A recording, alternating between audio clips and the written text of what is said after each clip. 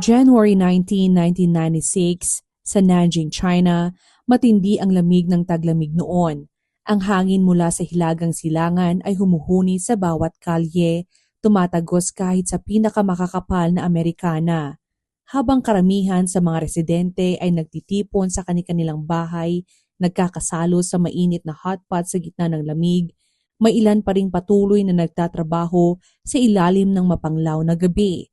Isa roon ay isang trabahador sa kalinisan. Tahimik niyang nililinis ang kalsada sa gitna ng puting hamog at halos walang tao sa lansangan. Ang trabaho niya, walisin ang bangketa, tanggalin ang makapal na niyebe para hindi magyelo at kolektahin ang mga basura bago ito maipon. Habang masipag siyang nagtatrabaho sa nagiyelong umaga, napansin niya ang isang kakaibang supot na nakahandusay sa Huaqiao Road sa Xinhuaico area. Kakaibang pagkakalagay neto, tila iniwan ng sadya. Dahil sa kuryosidad, yumuko siya at marahang binuksan ang supot. Sa loob, nakita niya ang mga malinis na piraso ng karne. Pantay-pantay ang hiwa at parang maayos na naproseso. Ang kulay ay mapula at sariwa. Mistulang luto sa tamang oras. Mukhang masarap at nakakatakam. Inakala niyang baboy iyon, marahil ay aksidenteng nalaglag ng isang taong galing palengke. Para sa isang trabahador sa gitna ng nagyayelong taglamig, tila ito'y biyayang biglaang dumating mula sa langit. Hindi na siya nagdalawang isip, kinuha niya ang supot at naisip nang iuwi ito para gawing mainit na sabaw. Isang masarap na ulam na magpapainit sa buto sa malamig na gabi ng Nanjing. Matapos magtrabaho buong araw sa labas, ano pa bang mas masarap sa hapunan na may amoy ng sabaw at tawanan sa likod ng nagyayelong bintana? Pala siguro siya sa kalinisan, kaya't isa-isa niyang hinugasan ang mga piraso ng karne sa gripo. Maingat niya tinatanggal ang alikabok o dumi na maaaring dumikit. Kahit galing sa kalye, gusto niyang siguraduhin na ligtas kainin. Ngunit habang inaabot niya ang isa pang piraso, may nadama siyang kakaiba. Mahaba, malambot, ngunit mas matigas kaysa sa karaniwang karne. Bigla siyang kinabahan, kaya't dahan-dahan niyang hinugot ito mula sa supot. At sa sandaling iyon, gumuho ang mundo niya. Isang daliri ng tao ang nasa kamay niya. Napatigil siya, hindi makagalaw, nakatitig lamang sa nakakatakot na bagay na iyon. Bahagya pa niyang iniisip na baka guni-guni lang. Baka nagkamali lang siya ng tingin dahil sa dilim. Ngunit tila hinatak siya ng kutob na tumingin muli sa loob ng supot. At ang katotohanang nakita niya ay mas malupit pa. Hindi lang isa kundi 3 daliri ng tao ang nakahalo sa mga piraso ng karne na plano niyang ipagluto sa pamilya. Mula sa kanyang bibig ay lumabas ang isang malakas na sigaw na bumasag sa katahimikan ng gabi. Biglang pumasok sa isip niya ang isang nakakakilabot na tanong. Kung ito ay mga daliri ng tao, ano ang mga piraso ng karne na iyon? Nanginginig ang mga kamay, agad siyang tumawag sa pulis. Sa una, nag-aalinlangan pa ang mga opisyal na sumagot sa tawag. Inakala nilang pagod lang ang taong tumatawag. Marahil ay inaantok na trabahador na nakakita ng kung ano-ano matapos ang mahabang araw ng trabaho sa lamig. Ngunit nang dalhin ng trabahador ang supot sa himpilan, nagbago ang lahat. Tahimik ang buong silid habang binubuksan ng mga pulis ang plastik. Tila huminto ang oras. At nang makita nila mismo ang mga daliri ng tao, nawala ang lahat ng pagdududa. Agad nilang ipinadala ang laman ng supot sa forensic laboratory. Makalipas ang ilang oras, inilabas ang resulta at ang buong himpilan ay natahimik. Hindi ito karaniwang karne. Ito ay laman ng tao. Mabilis na kumilos ang mga otoridad. Naglunsad ng malawakang imbestigasyon sa buong Nanjing. Nahati sa maraming grupo ang mga pulis. Sinuyod ang bawat kalsada at iskinita. Walang iniwang bakas o posibleng pahiwatig. Ngunit ang kanilang mga nadiskubre ay mas nakakatindig balahibo pa. Isa-isa sa 8 magkaibang lokasyon sa paligid ng Nanjing University, natagpuan ng mga pulis ang mga plastik na supot na naglalaman ng iba't ibang bahagi ng katawan. Mula sa stadium malapit sa main gate hanggang sa ospital ng universidad. Hanggang sa malalayong bangketa, parang sinadyang ikalat ng salarin ang bawat piraso upang pahirapan ang mga imbestigador. Kinabukasan, may natagpuan na namang isang supot. Sa loob neto, mga nilutong piraso ng karne at sa ilalim ng mga iyon isang ulo ng tao. 10 araw pa ang lumipas bago natagpuan ang mga damit ng biktima at tuluyang naglaho ang kahit kaunting pag-asang baka aksidente lamang ang lahat. Noong panahong iyon, hindi pa laganap ang DNA testing, kaya't mahirap tukuyin kung sino ang biktima gamit ang modernong paraan. Kaya't sa tulong ng pagsusuri ng kalamnan, buhok at mga damit, natukoy ng mga forensic expert ng biktima ay isang batang babae. Agad namang nagsimula ang pulisya na makipag-ugnayan sa mga pamilya na may nawawalang kaanak. Isa-isa nilang kinumpirma ang bawat detalye. Taas, timbang, mga damit, kahit maliliit na marka sa katawan. At mula sa mga piraso ng ebidensya, unti-unting lumitaw ang buong larawan ng trahedya. Ang biktima ay isang estudyante ng Nanjing University, isang dalagang 20 years old na nagangalang Diao Aiching. At sa parteng ito ay ating kikilalanin kung sino nga ba siya at bakit isang inosenteng estudyante ang kailangang magdusa ng ganitong kalupitan. Ang kanyang katawan ay pinagpuputol sa libu-libong piraso. Ang ilan pa ay niluto na parang karaniwang karne. Si Diao Aiching ay pinanganak noong March 1976 sa Taizhou City, lalawigan ng Jiangsu. Siya ang bunsong anak sa 3 magkakapatid. Ayon sa kanyang nakakatandang kapatid na si Diao Aihua, ang kanilang kabataan ay puno ng kahirapan at pagtitiis. Lumaki sila sa labis na hirap. Sa tuwing dumarating ang taglamig, halos wala silang sapat na damit laban sa lamig. Ang 2 magkapatid na babae ay nagpapalitan ng iisang Amerikana at bilang bunso, si Aiching ay madalas magsuot ng mga lumang damit at sapatos na tinagpi-tagpi lamang. Habang ibang bata ay masayang bumibili ng candy sa labas ng paaralan, ang magkapatid na Diao ay tahimik na nakatingin mula sa malayo.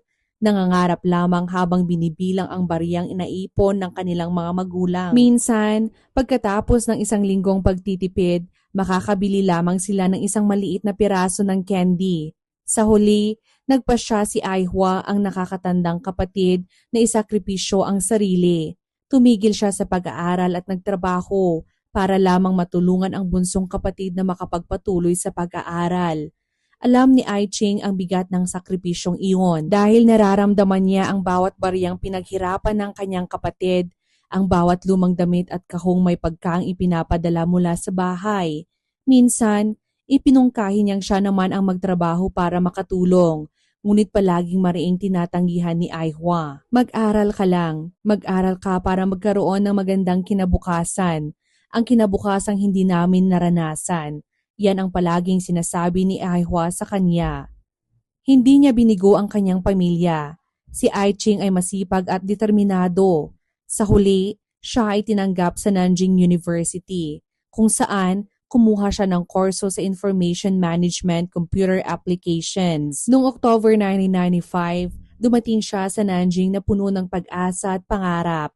Pangarap na makaahon sa kahirapan at magbigay ng mas magandang buhay sa pamilya. Bagaman hindi siya nabigyan ng computer o mamahaling gamit, ang pamilya niya ay palaging sumusuporta at nagdarasal para sa kanya. Ganon nila siya kamahal na kahit noong namatay ang kanilang lolo, unang ikasal si Aihua, hindi nila sinabi sa kanya dahil ayaw nilang maistorbo ang pag-aaral ni Aiching. Tahimik at mahiyain si Aiching, ngunit palaging may disiplina at respeto sa ibang tao. Sa mga mata ng kanyang mga kaklase, siya ay seryoso at masinop. Bihira siyang magsuot ng bagong damit. Paulit-ulit lang ang ilang lumang kasuotan, ngunit malinis at maayos. Hindi siya palasali sa mga kasiyahan o gulo sa paaralan. Mas gusto niyang mag-isa, nag-aaral o nagbabasa sa sulok ng silid-aklatan. Ngunit hindi siya ganap na nag-iisa. May ilan siyang malalapit na kaibigan na kanyang pinagkakatiwalaan na minsan ay nakakasama niyang lumabas para magpahinga at magpalipas ng stress pagkatapos ng klase. Kahit malayo na siya sa probinsya, madalas pa rin siyang nakikipag-ugnayan sa mga dating kaklase niya sa kanilang bayan. Noong January 7, 1996, bumisita siya sa kanilang bahay upang makipagkita sa mga dating kaibigan. Masaya silang naghapunan at nagbalik tanaw sa mga alaala ng high school. Isang gabi ng tawa at kwentuhan, Walang nakapansin na iyon na pala ang huling pagkakataon na makikita nila siyang buhay. Kinabukasan, bumalik siya sa Nanjing para ipagpatuloy ang klase. Normal lang ang lahat hanggang sa hapon ng January 10, bandang alas 5 ng hapon. Ayon sa mga klase, nakita nilang lumabas siya ng dormitoryo dala ang kanyang bag at unti-unting nawala sa gitna ng mga taong naglalakad sa lansangan. Mula noon, hindi na siya muling nakita. Ngunit bago siya umalis, nagkaroon ng di pagkakaunawaan sa dormitoryo. Ang kanyang roommate ay gumamit ng electric hot plate sa loob ng kwarto, isang mahigpit na ipinagbabawal ng paaralan. Nang madiskubre ito ng dorm supervisor, pareho silang pinarusahan kahit hindi naman siya ang gumamit. Pinilit siyang magbayad ng kalahati ng multa. Nagpaliwanag si Aiching na wala siyang kinalaman dito, ngunit hindi siya pinakinggan. Napuno siya ng lungkot at pagkadismaya. Ayon sa mga kaklase, malinaw nilang naalala ang mukha ni Aiching noon. Malungkot, tahimik, tila may dinadalang bigat habang palabas ng dormitoryo. At iyon na ang huling beses na may nakakita sa kanya ng buhay. Sa una, walang nag-aalala. Panahon ng pagsusulit noon at karaniwan sa mga estudyante ang magkulong sa silid-aklatan. Si Aiching ay kilala ring minsan nawawala ng ilang araw kapag gusto niyang mag-aral ng mag-isa. Bago siya umalis, inayos pa niya ang kanyang kama at mga gamit. Parang aalis lang sandali. Akala ng lahat, babalik din siya kinabukasan. Walang nakaisip na iyon na pala ang simula ng isang malagim na misteryo. Makalipas ang 9 na araw mula nang mawala si Aiching, January 19, 1996, natagpuan ng isang trabahador sa kalinisan ang supot na naglalaman ng mga bahagi ng katawan ng tao. At mula noon, araw-araw ay nadadagdagan pa ang mga nakakatakot na tuklas. Isa-isa sa iba't ibang sulok ng lungsod ng Nanjing. Nakakakita ang mga pulis ng mga plastik na supot na puno ng piraso ng laman. Hindi lamang basta hiniwa, ang bawat piraso ay pantay, maayos at maingat na pinutol na tila gawa ng isang tao na sanay na sa anatomiya ng katawan. Ang mga supot ay kalat-kalat sa syudad, ngunit ang pinakamarami ay nasa gilid mismo ng Nanjing University, ang lugar kung saan nag-aaral si Aiching. Ang mga bangketa, likod ng ospital, sa tabi ng kalsada, tila sinadya ng salarin na ikalat ang mga ito sa iba't ibang lokasyon. Sa bawat bagong supot na natagpuan, lalong lumalalim ang takot sa buong Nanjing. Ang mga estudyante ay hindi na lumalabas mag-isa. Ang mga residente ay nagkukulong sa bahay bago pa lumubog ang araw. Hindi naglaon, may natagpuan ng mga pulis, isang plastik na supot na may laman na nilutong karne. At sa ilalim ng mga pirasong iyon, nakasilid ang ulo ng tao. Ang pagkakatuklas na iyon ay nagpatigil sa buong lungsod. Kinilabutan pati ang mga bitiranong investigador at nang makumpleto ang ebidensya, isang nakakagimbal na bilang ang lumabas. Mahigit 2,000 piraso ng labi ni Diao Aiching ang nakuha mula sa 8 magkakaibang lugar sa paligid ng universidad. Ang bawat piraso ay maingat na binalot sa plastik. Parang sinadyang ipamudmod ng salarin sa iba't ibang lugar upang mahirapan ang mga pulis at patagalin ang pagkakakilanlan ng biktima. Ayon sa forensic examination, ang bawat hiwa sa katawan ay eksakto at malinis. Walang bakas ng pagmamadali o kaguluhan. Walang saw mark o ngipin ng lagare. Tila gawa ng isang taong may profesional na kasanayan sa paghiwa ng laman, lalo na sa bahagi ng lieg. Napakalinis ng hiwa, halos walang dugo o bakas ng labang naganap. Dahil dito, ipinagpalagay ng mga eksperto na ang gumawa neto ay may mataas na kaalaman sa anatomy. Posibleng isang doktor, isang advanced medical student o isang taong may karanasan sa operasyon o dissection. Ngunit higit pa roon, may mga bahagi ng katawan na niluto mismo. Ayon sa forensic report, ang ilan sa mga laman ay pinakuluan o nilaga ng matagal. Hindi ito basta pakulo upang itago ang ebidensya, tila ito ay sinadya. Parang isang eksperimento, isang ritual na puno ng karumal-dumal na kahulugan. Ang pinaka nakakatakot sa lahat, wala ang mga laman loob ng katawan ni Aiching. Walang puso, walang atay, walang spleen. Lahat ng pangunahing organs ay naalis ng maingat at hindi natagpuan. Wala ito sa ilinmang supot na natagpuan, wala ring palatandaan na sinunog itinapon. Para bang sinadya itong kunin ng salarin. Ang pagkawala ng mga laman loob na iyon ang nagbukas ng iba't ibang madidilim na teorya. Hindi tumigil ang pulisya, araw-gabi silang nagtrabaho. Sinuyod ang bawat sulok ng lungsod at nakikipag-ugnayan sa mga pamilya ng may nawawalang kaanak. At sa isang maliit na detalye, isang nunal sa kanang pisngi na natukoy pa rin sa isa sa mga labi na kumpirma ng mga eksperto ang pagkakakilanlan. Ang biktima ay walang iba kundi si Diao Aiching. Nang marinig ng pamilya ang balita, bumagsak ang mundo nila. Ang anak na kanilang pinagsakripisyuhan, ang batang puno ng pangarap at pag-asa ay wala na. Pinatay sa pinakabrutal na paraan at mas masakit, malaya pa rin ang pumatay. Ayon sa isang mataas na opisyal ng pulisya, hindi ito gawa ng karaniwang kriminal. Ang gumawa nito ay mahusay, maalam at kalmado. Isang tao na may alam sa katawan ng tao at marahil ay may madilim na intensyon. Ngunit matapos ang pagsusuri, lahat ng kaklase, guro at kaibigan ni Aiching ay may malinaw na alibay. Muling nauwi sa wala ang kaso, parang naglaho sa hangin ang salarin. Matapos mabigo ang unang imbestigasyon, nagpatuloy ang takot at mga tanong sa buong Nanjing. Sino ang gumawa neto?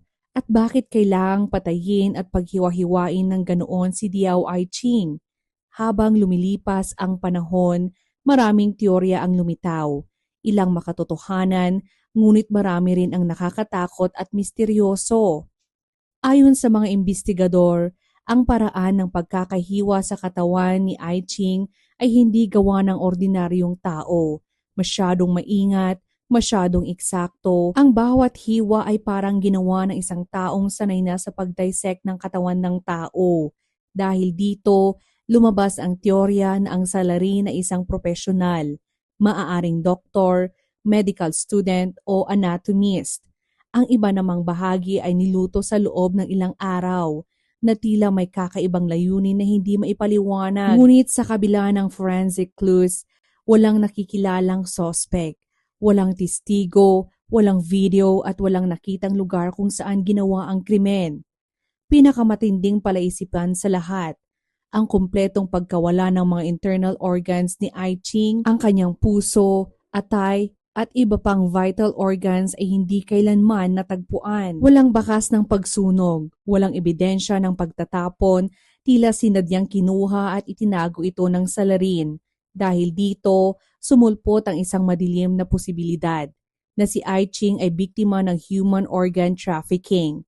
Ang teoryang ito ay mabilis na kumalat sa publiko. Noong panahong iyon, ayon sa ilang pag-aaral, malaki ang pangangailangan para sa mga organ transplant sa China at maraming ulat na ang mga organo mula sa mga pinatay o bilanggo ay ginagamit para sa mga operasyon.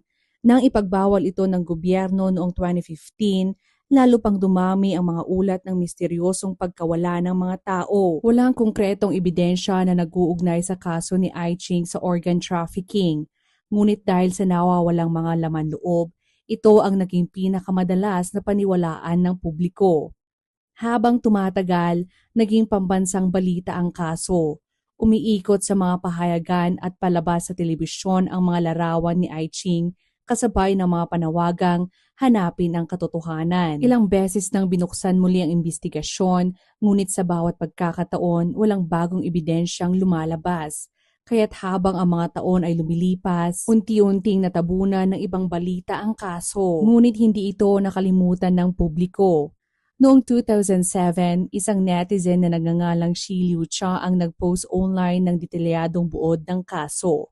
At noong 2008, ilang anonymous user sa Baidu ang nagtatag ng Aiching Bar, isang online forum kung saan pinag-uusapan ng mga tao ang lahat ng impormasyon tungkol sa krimen. Noong June 19, 2008, lumabas ang isang post na nagngangalang A Small Thought on Nanjing Dismemberment Case. Ang nag-post ay isang user na may codename na Hey Misa. Sa kanyang mahabang pagsusuri, sinabi niyang maaaring kilala ng salarin si Aiching at posibleng may lihim na paghanga o obsesyon sa kanya. Ang ideyang ito ay nag-viral sa buong China. Maraming nagsimulang magtanong kung sino si Hey Misa. May koneksyon ba siya sa kaso? O mayroon ba siyang alam na hindi pa inilalabas ng pulisya? Makaraan ang ilang araw, ang kanyang post ay biglang nawala at si Hey Misa ay naglaho rin sa internet. Maraming haka-haka ang lumabas. Ang ilan ay nagsasabing siya ay pinatahimik ng pulisya.